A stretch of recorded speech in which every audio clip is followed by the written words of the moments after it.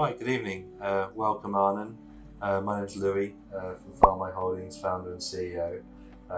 We run distribution, bulk spirit trade across here in Asia, as well as one of the UK's top online auctions for whiskey.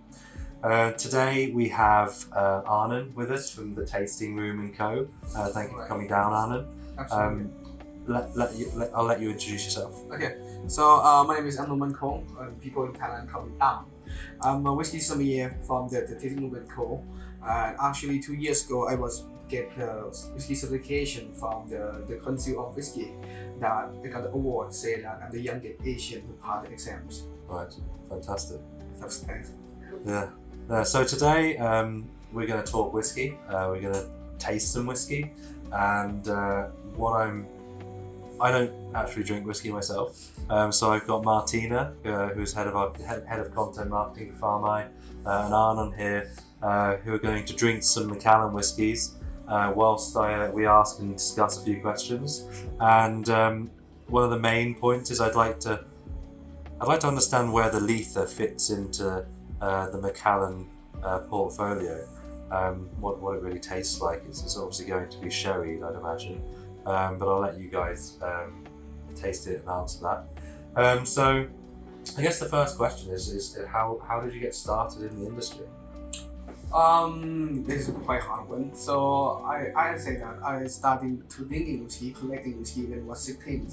That time that people in Thailand do not know anything about the whiskey, and especially the single malt one, people do not know about anything about it.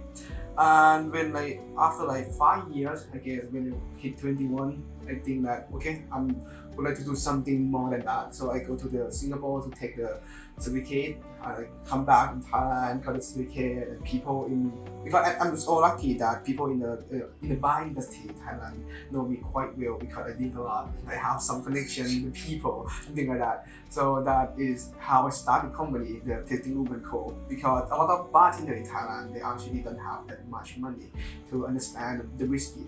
Right. I don't know that I can say this or not, but people like bartenders, they make 20,000, 30,000 baht per month, right? Yeah. And a good whiskey costs 5,000 baht. For them, Yeah. it's very expensive. And a lot of bartenders talk to me that it's really good if they have some Thai guy that can teaching whiskey to them. That's why I opened the company. And actually, our company is we seeking a non-profit. Yeah. Oh wow, great. Right. So it's actually not a non-profit, but if a regular customer come, we charge in the full price. But if they are working in the alcohol industry, we don't charge anything. Okay, that's so really we nice. subsidize them by the normal customer. Okay. And it's very for us that make profit. Yeah. Right. That's great. So how long has the tasting room been open? So the officially is 7 months, but we have had 1.5 years before. Right, and is it open every night or? Normally we host we have main event every once a month. Yeah. So we pack 10 of the whiskey that I think is really good. Yeah. That Thai people would like to understand. But we also have some mini event some bar would hire me to explain some whiskey. Some bar have consult with me to teaching the bartender also. Okay. And so in the sort of 7 years you've been collecting, what has your main focus been? So basically, most of them are single malt Scotch. Yeah. Because I have 400 to 500 bottles in the collection, Wow. and 90% of them are Scotch. But because in Thailand, whiskey is very expensive. And so most of them are the beginner whiskey, 12 years, 15 years, 18 years.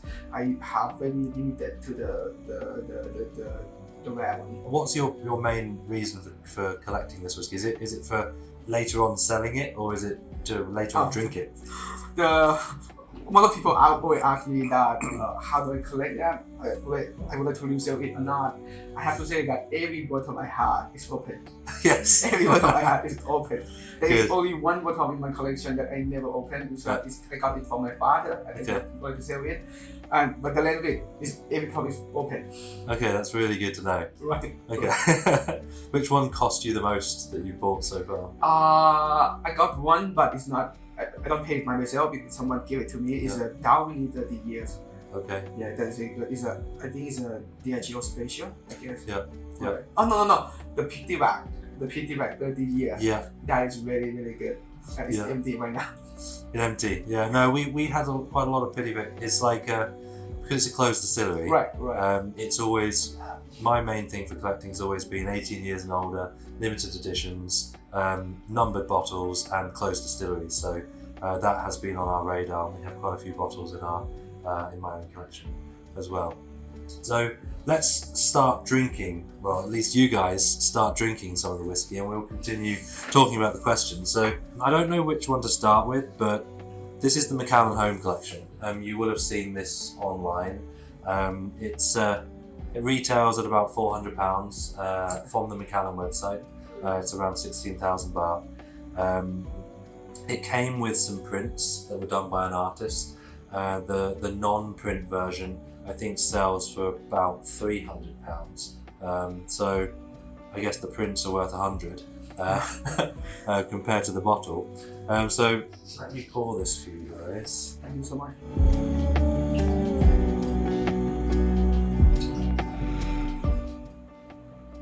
It's a quite classic blend for me. It's like a sherry mixing with the bourbon class, I guess.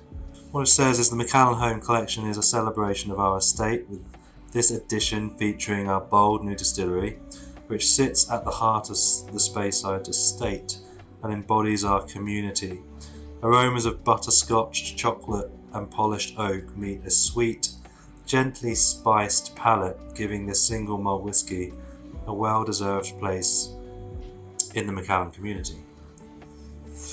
The interesting thing about this whisky is when it retailed at about £300-400, depending on whether you bought the prints, it immediately went up to £1,000 to £1,200 on the auctions as a sort of collectible release from Macallan. And I always wondered, does the price reflect the quality? You know, as a non-drinker, it's hard to tell. Now, what do you think, Arnon? In my opinion, the price, like for me, it depends on the brand. And most of people in the whiskey industry know that my client is like a classic one, and that is the reason why when we go to the auction, my client is like double the price. Because if we look like Dalmar, Bowmar or something like that, they also have some lower one, but in auction they like just 50% increase price. So yeah, in my opinion, the increasing price in auction is depend on the brand. It's not like in the quality. Yeah, I'd agree. I think, I don't know whether we can say this or not, but Macallan's branding is the best, I would say, in the industry. By far, they've got the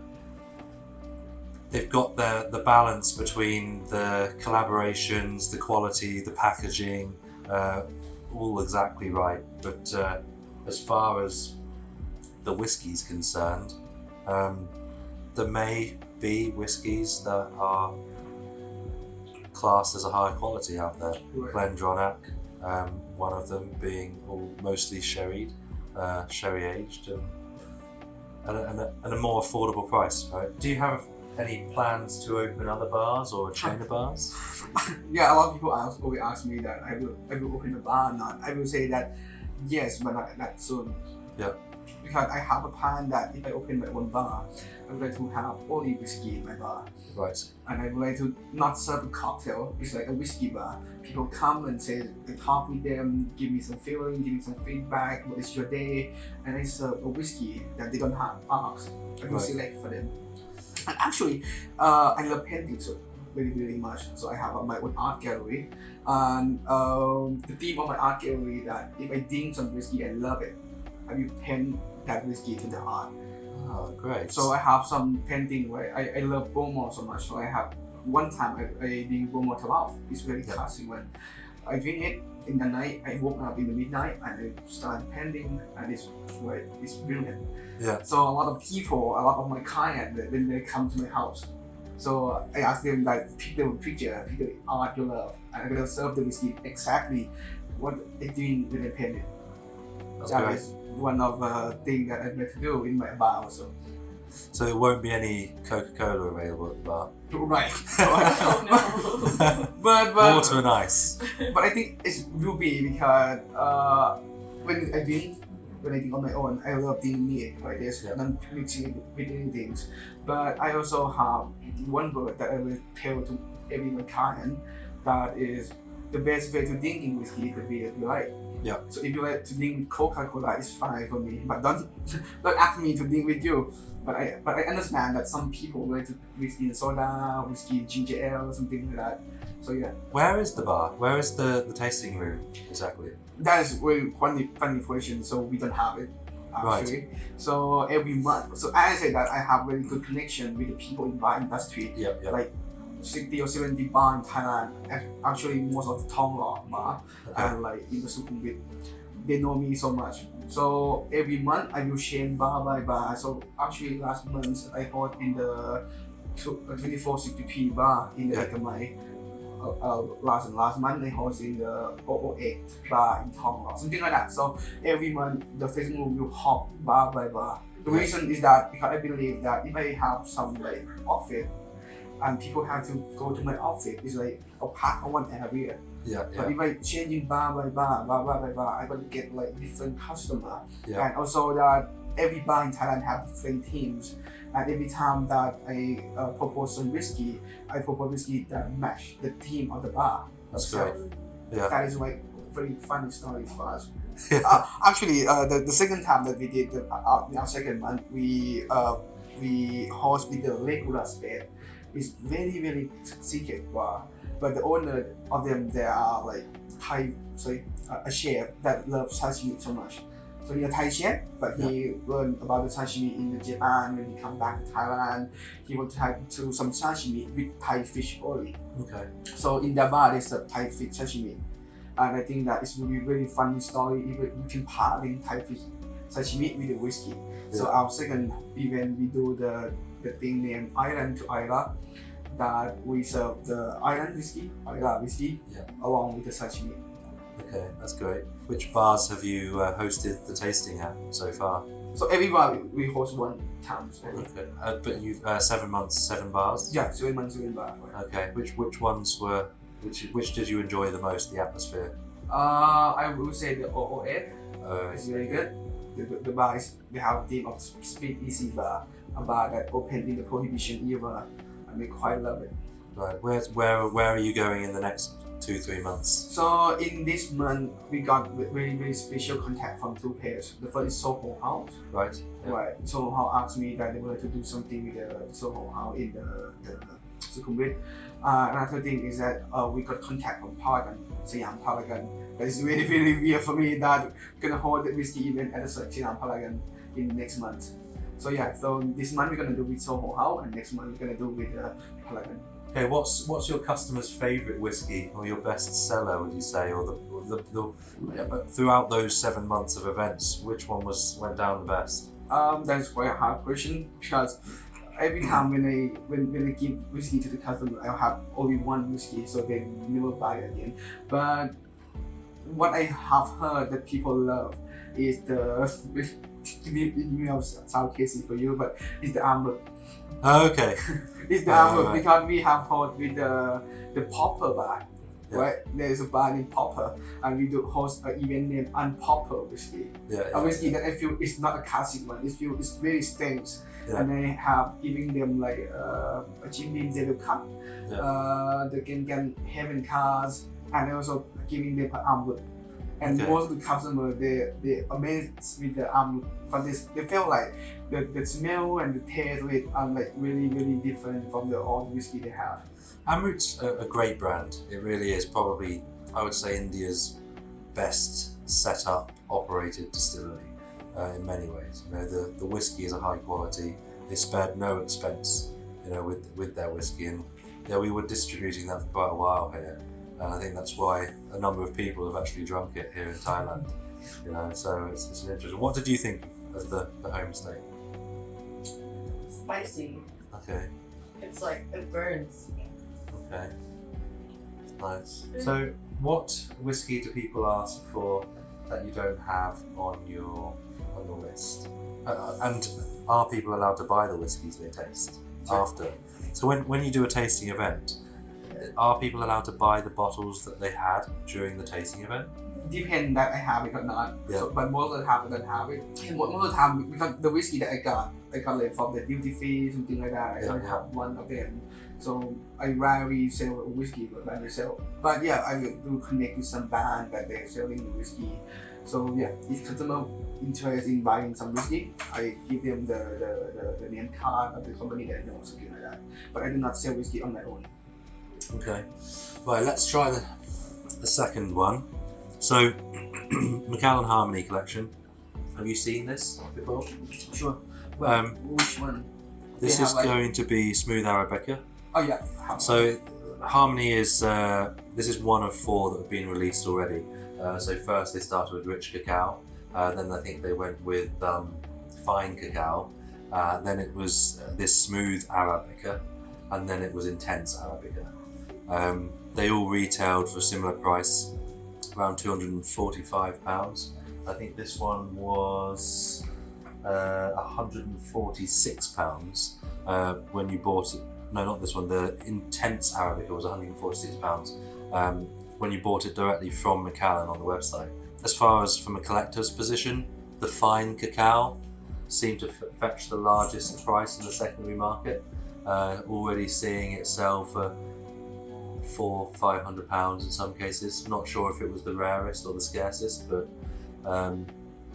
again, I think when, as a collector, Macallan follows quite a steady pattern where it's released, the price shoots up, Right. it drops back down and then steadily climbs thereafter. If anyone's planning to collect Macallan, I would wait a little bit because they always show up in the secondary market. Right.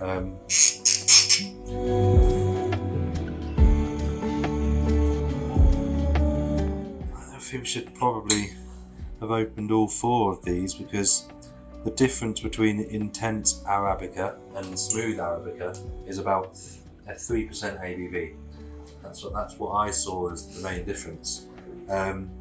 So if you grab the intense Arabica, that red one there, I think it's 4%, it's 44% ABV. I don't know if that's the only difference in intense and smooth. Matured in sherry seasoned oak casks, matured in sherry seasoned oak casks. Did you go to the Macallan tasting dinner after Whiskey Live? No.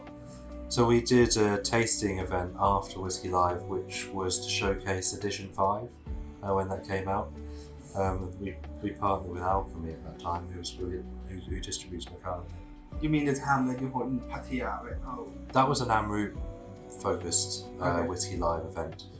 The Bangkok one, the dinner after Whiskey Live Bangkok was Macallan. Because I've been to the Arnon, but the Macallan and not. I Okay. enjoyed it in Bangkok, but not in the after party. Right. But in Pattaya, yeah, and also in the Arnon one. Okay. Do you pair the food with when you do your tasting events? Depend on the bar. Right. Yeah, but most of the time not doing that. But yeah, it depends on the bar itself. Because most of the bar in Thailand, they do not cook the food by themselves. Most of them are like buying food from vendors or something like that. And it's that case, I don't want to be like whiskey pairing with the food because the part that we do in the technical is like we would like to give people the experience. Yep. And I would like the chef coming to explain the dish, something like that. So yeah, so it depends on the bar. Yeah. Okay. Oh, another thing that I just come up in my mind that in next month we also have collaboration with the Brasserie 9. Which one? That? The Brasserie 9. The French cuisine in the Saton. Oh, Brasserie 9. Yeah, right. So Okay. we're gonna do the French food with the French whiskey. Cool. That's very cool. Right. Do you have more Scotch or bourbon drinkers? What is it? You can show. Scotch whiskey or bourbon whiskey. Do you Oh, think more okay. people drink Scotch or? For me, I think Scotch, but I found out that most of Thai people quite love bourbon more than Scotch. Because I believe that it's like suited for the food taste in Thailand. Right. Thai food is more spicy, more like harsh, and bourbon is like suited for them. Yeah. That's what I thought. So what world whiskies have you tried other than Amrut? World whiskey that I tried. Yeah. Actually, a few months ago, I got a contact with the Corolla. It's an Australian whiskey Right. that they like to sell in Thailand and they send the sample to me. not this. I don't like it at all. I have to say that. And I have tried a lot of French whiskey. I quite love it, but I found that a lot of French whiskey is quite sweet compared to the Scott, something like that. But yeah, actually most of whiskey is Scott, so I do not have like that kind of taste bud around the world that much. Yeah. When you collect whiskey, you said most of it's Scotch, but Right. have you collected any Sullivan's Cove or Pappy Van Winkle or any of those? About the bourbon, I rarely collect it. I have do some not expensive one, but the expensive one of the bourbon I don't have it at all. Like I don't have like more than 100 bucks bourbon at all in my collection. Okay. Yeah, because there's some real up and comers like Weller has become quite collectible. Pappy Van Winkle I think is probably the Macallan of bourbon. Right. But But so far. I have to tell you that I don't quite like Pappy Van Winkle. I don't think Right. it's like it's not a classy for me. I don't know why.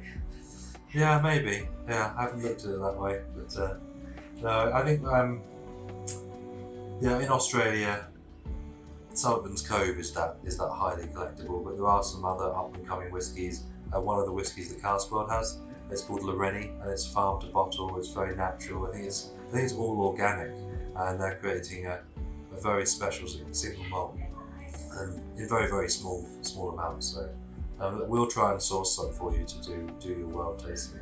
What are some of the most exciting recent innovations and changes in the whiskey industry, would you say? In Thailand or in the world? Anywhere in the world. It's quite hard. I love the idea that recently Japanese people tried to change from the Missionary oak to like another kind of oak, like Sakura oak, something like that. And in the first time we heard that, I thought like it's not that good, absolutely. But after I tried the Sakura oak, I feel like I quite love that Sakura oak more than the Missionary oak. Oh wow, that's interesting. Well, because for me, the Missionary oak for me like, is too mellow, too smooth. But Sakura oak is like more spice for me. Right, I right. quite love it. But yeah, in the first time I heard that, I like feel really really negative about it. Yeah, After trying it, I quite love it. yeah. 'Cause it's not authentic, really, is it? Right. Yeah. Right. It's a good thought to put it in there. What do you think of the smooth Arabica? For me, things like really really bland. They have like some of the bitterness that, but I think that is the way that they were to explain. But it's really bad. Like it have some bitterness for me. They have like This is right. It's smooth. And also I feel like the sherry oak that they use is not like I don't know how long the aging, but it maybe not that long because I quite love when adding a sherry whiskey. I want it to have like really really deep in prune palm, something like that. Yeah. This one I don't feel that much, but it's not the bad side. It just feel like for me I think it's like aging for more few years. It's gonna be good for me. Yeah. Well, we've seen Macallan turn in the last sort of 5-10 years from any sort of age statements.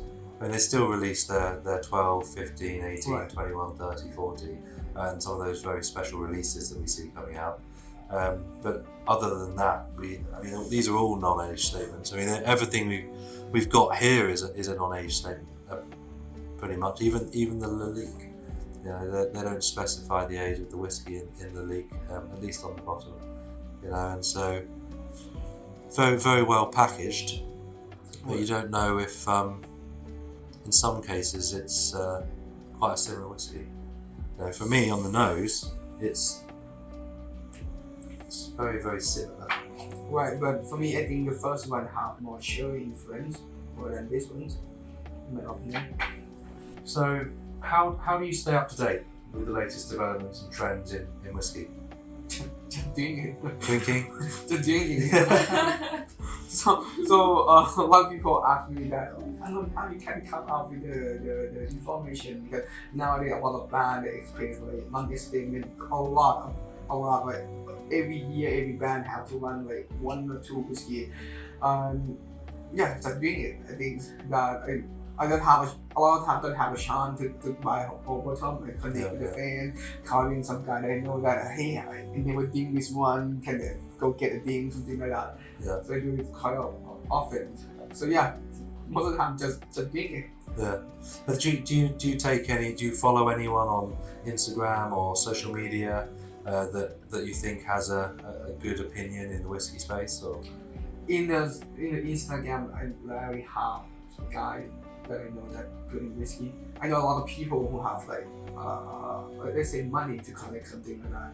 But most of them, for me, I don't blame them at all. But for me, they have just like money that can collect some stuff. Most of them they don't need it at all, just to collect it. So I rarely have a fan or some guy that I know that have a good taste bud. But yeah, I have some few of the let's say whiskey influencer that I love. Yeah. Most of them are like a guy that I don't know by myself. So like following them in YouTube channel, something like that, like Whiskey Thai, like the whiskey.com, something like that. Quite following them because I love the way that he expresses the whiskey. Yeah. So but yeah, basically I do not have a direct fan that have with a similar taste bud like me. so what sets a single malt apart from blended? What sets single malt apart from blended whiskey? Which do you prefer? I mean, obviously, other than the fact that the single malt is single malt. For me, actually, when I drink whiskey, I found a lot of my fans, a lot of my people that I know, when they drink whiskey, the first question they ask is that this is single malt, it's blended, I don't like it, something like that. But I disagree with them all the time. When I first drink whiskey, I be like them, I have to say that. But when I give up, I found something like that. It's not always that single malt whiskey again. Yeah. It's usually B, but not always. And it's the same thing as the blended. For me, it's not always going to be bad. I found some the best blended whiskey that I have to say that's better than single malt. Yeah. So for me, I just tell this. I prefer one of them. Yeah. Yeah. Well, Ballantine's 30, Johnny Walker Blue, they're all very acceptable blends, I believe. Right. You know, it's and for years, I guess, blended whiskey was the drink of choice. You know, most of the distilleries were only set up to feed whiskey into the blending industry, and as we know now, most of the whiskey distilleries feed whiskey into the Johnny Walker brands. But at the end of the day, I guess blending whiskey allows you to create a profile that you might not be able to create with that constituent of grain whiskey. Adding those flavours that single malt whiskey doesn't have. Right. I don't have anything against blended whiskey, but from a collectible point of view, it's never really done as well as single malts. Right, I agree with that. I totally agree with that. That most of the blended whiskey do not increase in price. Yeah. But yeah, I also have this argument all the time with the people, but most of the time I end the agreement by that. I would say that if you know the process to making whiskey, even the single malt is still blending, right, in the distillery. Just like blending all the single malt they have. Yeah. So the difference between the blended whiskey and single malt whiskey is that they just put more grain in that. And sometimes I have to say that I have tasted some really exceptional good single grain whiskey. So for me, I don't think at all that blended whiskey tend to be bad. Yeah, a lot of the guys that I know in the industry have said some of their single grains, specifically North British, have been some of the best whiskies they've tasted.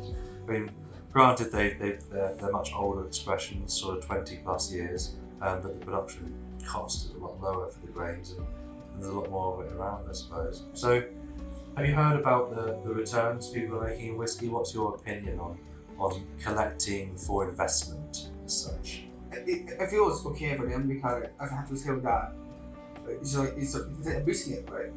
Collecting some stuff like art. You have two kind of people who love to see art and someone who loves to collect art for like making money. So I don't not feel bad at all when people tell to me that they collect whiskey to be resell or something like that. But there are some kind of people that itching me. I found some people that love to collect whiskey, not to resell it, but just like to put in a collection to show off that. I'm never doing it. I get the feeling that you want to collect it, right, and like to resell it again. It's like a business. I'm fine with that. But I see some like old man that I know that he collect like 12 bottles of whiskey. He never ever opened any single one of them. I said, why do you do that? He said that he loves to put in something. And also he have death wish to tell he tell to the kid that he have death wish that when he die you have to burn that whiskey. So you don't even get to drink it. Right, and I'd be mad with him so much. My personality, I love to drink whiskey. I open every bottle of my whiskey, but different people, different mindsets, right? Yeah. So that I don't blame them at all. Yeah, no problem with that at all. Do the customers understand what makes their favourite whiskies, cask types, production styles, or do you think they just like the flavour? Over in Asia, probably just. It depends on the experience of the customer, I guess. Most of them, and like 90% of my customers, they just love the flavor. They taste like, oh, I like the flavor. They only feel specific people who ask me that for the type of the car, how they use the column steel, pot steel, the shape of the column steel, the shape of the pot steel they have is very found something like that. So yeah, I think most of the people are loving flavor. Okay. At what age are the customers that come through your tasting room? It's very large age of the group, like starting from like 25 to like 50. Yeah. But most of them are like 30 something. Is it obviously more males or females or a mixture? Around 25% of male, Yeah. 25% of female. So yeah, mostly a male. But at first, I have to say that I thought that in Thailand, there are only few girls who drink whiskey. Most of them will be male. At first, I expect that 90% going to be male. Yeah. But yeah, after a while that we opened the company, we found out that yeah, there are still girls in this area. But So- yeah, there was also the dominant. So they're not. Most of the women that are coming are not just coming with their partner; they're coming for their interest in whiskey. Right. We have some like 6-7 regular customers that are female that come on their own. But yeah, we also have a lot of a partner that guy wants to go to the event and they bring the girlfriend. So Yeah. What do you think the rarest whiskies are out there?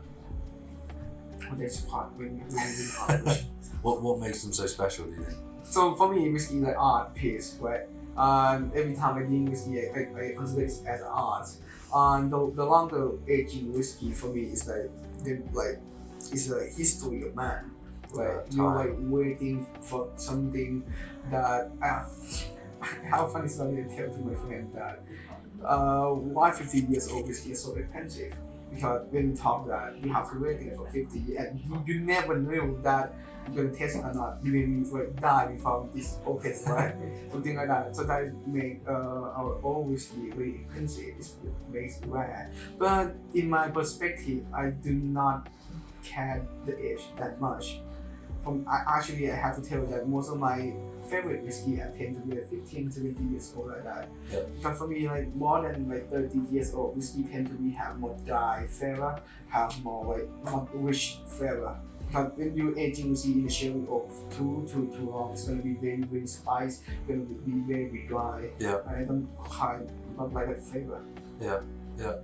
Let me introduce you to something that is world whiskey.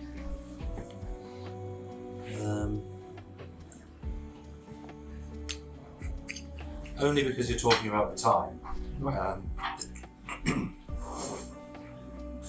So this comes from the Coastal Stone Distillery, Manly Spirits in Sydney. This is the owner's like a chemistry genius. He created his own stills. He's been in refineries for a long time, and they don't age the spirit for longer than sort of 4 years. The colour is fantastic, as you can They see. do not add any color. No added colour. This is It's natural. very good. It's very good. They age in much smaller casks, like a quarter cask size. And look, I'll just let you be the judge of the quality of the spirit. Talk about the age. I now found that a lot of the companies nowadays they release 3 to 4 year whiskey. A lot like Woodburn, like something like that. And at first when I take Woodburn, I never thought that it's 3 or 4 year whiskey. For me, it's very good. And after talking back much, they say that it's only 3 year whiskey. It's amazing. And then I say that it's changed my mind about the age of the whiskey. That it's not mean that the longer aging whiskey is better. No. But I understand that it's more art piece for us Yeah. to to enjoy the history.